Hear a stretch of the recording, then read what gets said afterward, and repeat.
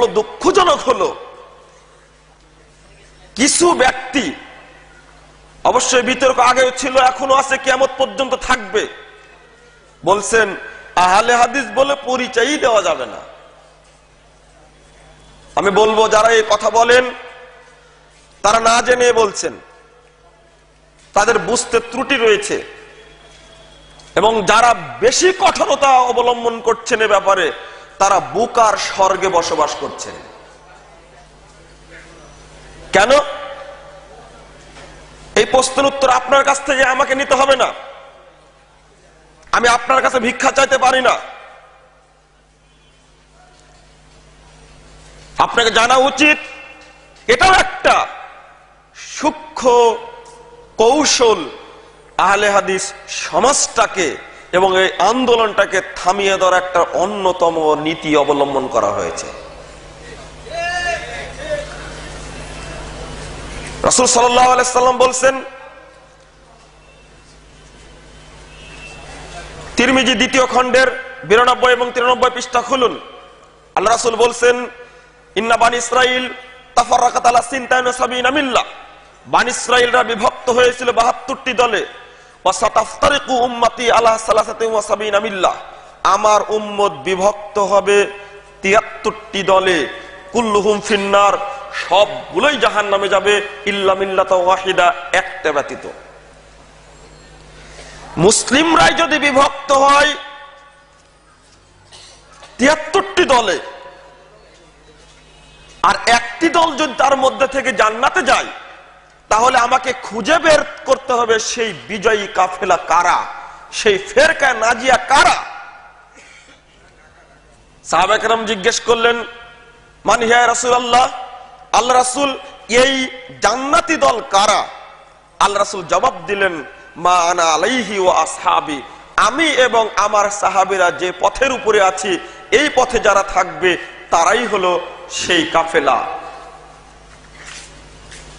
এই হাদিসের আলোকে আপনাকে প্রশ্ন করতে চাই, বলতে চাই, মুসলিমরা যখন বিভক্ত হবে 73টি দলে, একটি দলে জান্নাতে, তার নাম কি? আপনি বলছেন মুসলিম। উত্তরটা কি হলো? আপনার জ্ঞানে কি বলে? মুসলিমরাই বিভক্ত হবে, সব দলের নামে মুসলিম। আরে এখন হাসপাতালের নামও ইসলামে, একটা সুদী প্রতিষ্ঠান তার নামও ইসলামী করেছে, সবাই মুসলিম বলে পরিচয় দিচ্ছে, কিন্তু রাসূলের ভাষায় ওই কাফেলাটির নাম কি? ও আপনি আজকে খুঁজতে গেলেন আর আগের মানুষগুলো খুঁজেননি। হাদিসটা আপনি বুঝতে গেলেন আজকে, ইতিপূর্বে মুহাদ্দিসগণ বুঝেননি হাদিসটি, বা সাহাবায়ে কেরাম বুঝার চেষ্টা করেননি। তারা কারা? শুধু একটা শব্দ পড়েই বুঝলেন?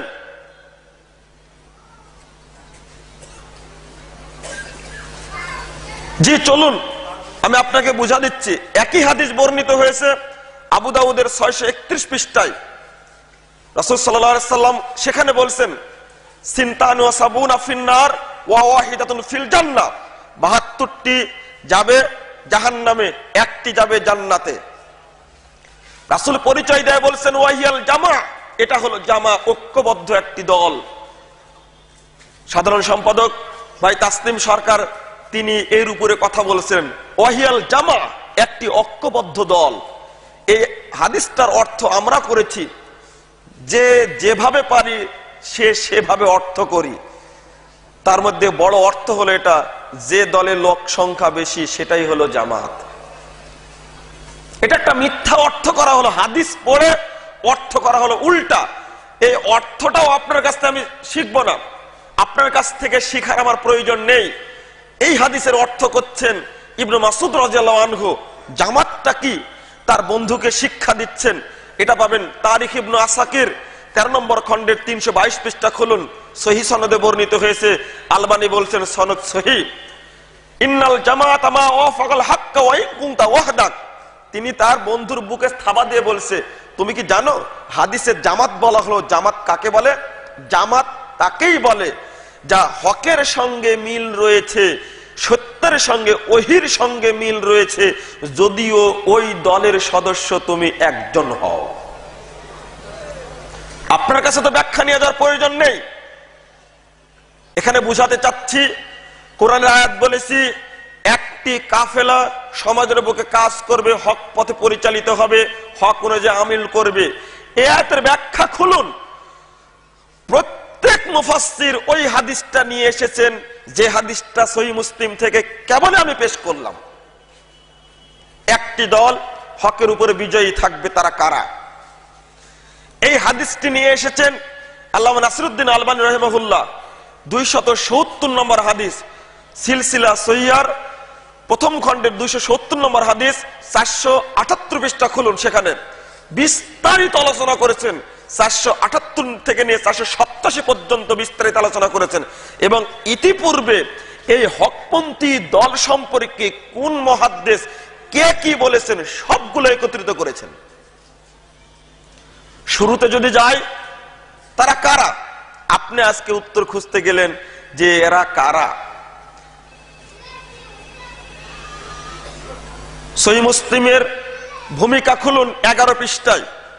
মুহাম্মদ বিন সিরিন রাদিয়াল্লাহু আনহু তিনি বলছেন, একদম তাবী বিদ্বান, তিনি বলছেন লাম ইয়াকুনু ইয়াসআলুনা আনিল ইসনাদ, আগে সনদ সম্পর্কে জিজ্ঞেস করা হতো না। ফালাম্মা ওয়াকাতিল ফিতনা, যখন ফিতনার যুগ আসলো, ক্বালু সাম্মু লানা রিজালাকুম, তখন তারা বলতে থাকলো, মানুষরা বলতে থাকলো, আগে তোমাদের যার কাছ থেকে হাদিস বর্ণনা করছো তার নামগুলো আগে বলো। ফাইন কানু মিন আহলিস সুন্নাহ, যদি ওই ব্যক্তিরা আহলে সুন্নাতের অন্তর্ভুক্ত হয়, ফায়ুখাযু হাদিসুহুম, তখন তাদের হাদিস গ্রহণ করা হতো। ওয়াইন কানু মিন আহলিল বিদআহ, যদি তারা বেদাতীদের অন্তর্ভুক্ত হতো, ফালা ইউখাযু হাদিসুহুম, তাদের হাদিস গ্রহণ করা হতো না। এই কথা প্রমাণ করে সাহাবীদের যুগেই দুইটি ভাগে বিভক্ত হয়ে গেল, একটি হলো আহলে সুন্নাহ আর একটি হলো আহলে বিদআহ।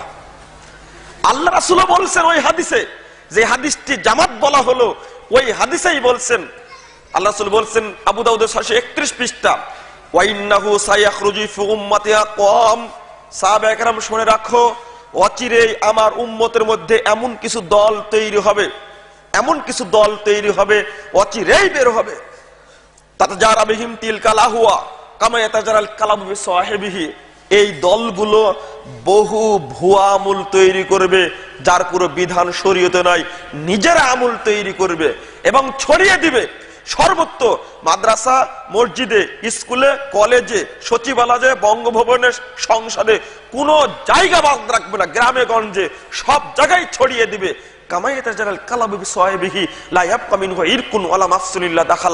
এই দলগুলো বের হয়ে এই কাজগুলো করবে, ছড়িয়ে দিবে। যেভাবে পক্স বের হলে মাথা থেকে পা পর্যন্ত কোনো জায়গা যেমন বাকি থাকে না, এইভাবে তারা ছড়িয়ে দিবে। এই ভবিষ্যৎবাণীর কথাই মুহাম্মদ বিন সিরিন বলছেন, দুই দলে বিভক্ত হলো। এইটা হলো মুহাম্মদ বিন সিরিনের বক্তব্য। এই হাদিসটি সম্পর্কে জিজ্ঞেস করা হলো, এই হকপন্থী দল কোনটা, বিজয়ী কাফেলা কোনটা? জবাব দিচ্ছেন আলী ইবনুল মাদানী, ইমাম বুখারীর শিক্ষক, তিনি বলছেন ওয়াহুম আহলুল হাদিস আল্লাযীনা ইয়াতাআহাদুনা মাযাহিবার রাসূল, তারা হলো আহলে হাদিস, যারা রাসূলের পথটাকে আঁকড়ে ধরে থাকে। ওয়ায়াযুবুনা আনিল ইলম, কোরআন এবং সহিহ সুন্নাহর উপরে যখন বাধা আসে, তখন এই বাধাকে তারা নির্মূল করে, দমন করে। এরপরের বাক্যটি এত চমৎকার, লাউলাহুম, পৃথিবীতে যদি এরা না থাকতো, আহলে হাদিসরা যদি না থাকতো, লাম নাজিদ আনিল মুতাজিলা ওয়ার রাফিজা ওয়াল জাহমিয়া ওয়া আহলিল ইরজা ইউরাই শাই'আন মিনাস সুনান। তিনি বলছেন, যদি আহলে হাদিস দলটি, কাফেলাটি পৃথিবীতে না থাকতো, মুরজিয়া বলো, জাহমিয়া বলো, মুতাজিলা বলো, পৃথিবীতে আরো যত ইসলামের নামে দল আছে, তাদের কারো কাছ থেকে আমরা একটি সুন্নাত আশা করতে পারতাম না, পাওয়া যেত না সুন্নাত। সুন্নাত তারা তুলে দিয়েছে, বুখারী, সহিহ বুখারীর হাদিসকে নকল করেছে, আবু দাউদের হাদিসকে কাটছাট করেছে, হাদিসগুলো তুলে দিয়েছে। তাদের কাছ থেকে সুন্নাত পাওয়া তো দূরের কথা, সুন্নাত তারা এমনিতে তুলে দিয়েছে। ইমাম আবু দাউদ রাহিমাহুল্লাহ বলছেন, খুলুন শারফু আসহাবিল হাদিস গ্রন্থের 5 পৃষ্ঠা খুলুন, 29 পৃষ্ঠা খুলুন। ইমাম আবু দাউদ বলছেন, লাউলা হাদিহিল ইসাবা লানদারাসাল ইসলাম, যদি ইয়ানি আসহাবুল হাদিস, যদি আহলে হাদিস কাফেলাটি পৃথিবীতে না থাকতো তাহলে পৃথিবী থেকে ইসলাম মিটে যেত। আবু দাউদ কেন বললেন? যদি আমি জিজ্ঞেস করি এই হকপন্থী দল কোনটি, আমি জিজ্ঞেস করবো এবার ইমাম আহমদ বিন হাম্বলকে। তাকে জিজ্ঞেস করা হলো, সহিহ মুসলিম খুলুন, যে হাদিসটি আমি বলেছি ওই হাদিসটি পেশ করেছেন সকল মুফাসসির ওই আয়াতের ব্যাখ্যায়। এই হাদিসটি সম্পর্কে ইমাম আহমদ বিন হাম্বল বলছেন, আর এটা নকল করেছেন, নিয়ে এসেছেন ইমাম নববী সহিহ মুসলিম শারহে নববী 2য় খণ্ডের 143 পৃষ্ঠা খুলুন, হাসিয়ে উল্লেখ করছেন। ইমাম আহমদ বলছেন, ইল্লাম ইয়াকুনু আসহাবাল হাদিস ফালা আদরি মানহুম, এরা এই ফেরকায়ে নাজিয়া হকপন্থী দলটি যদি আহলে হাদিস না হয় আর কোন দল সেটা আমি জানি না। আমি যদি জিজ্ঞেস করি ইমাম বুখারী রাহিমাহুল্লাহকে খলকু আফআলিল ইবাদ এই গ্রন্থে ইমাম বুখারী রাহিমাহুল্লাহ জবাব দিচ্ছে, লাতাজালু তাইফাতুম মিন উম্মতি যাহিরুল হক, একটি দল হকের উপরে বিজয়ী থাকবে। তারা কারা? তিনি বলছেন ইয়ানি আসহাবুল হাদিস, তারা হলো আসহাবুল হাদিস। একটা আসলো আহলুস সুন্নাহ, এই কথায় আসলো আসহাবুল হাদিস, আর ইমাম আহমদ বললেন আহলুল হাদিস, বক্তব্য একই। ইমাম বুখারী রাহিমাহুল্লাহ সহিহ বুখারীর 1087 পৃষ্ঠায় আলোচনা করতে গিয়ে তিনি এই জায়গায় বলেছেন ওয়াহুম আহলুল ইলম, তারা হলো ইলমের অধিকারী। শুনুন এবার বক্তব্যটাকে সমন্বয় করছেন কি চমৎকার করে।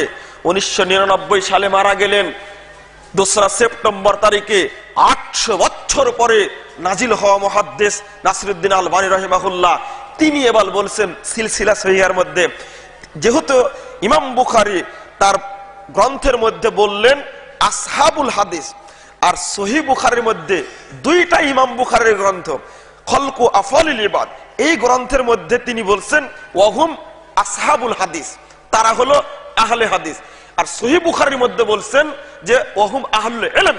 2টা কথা হয়ে গেল। এবার আলবানী বলছেন লা মুনাফাতা বাইনাহুমা, এই 2টার মধ্যে কোনো বৈপরীত্য নেই। ফাইন্না আহলাল ইলম ওয়া হুম আসহাবুল হাদিস, যারাই আহলুল ইলম তারাই হলো আহলে হাদিস।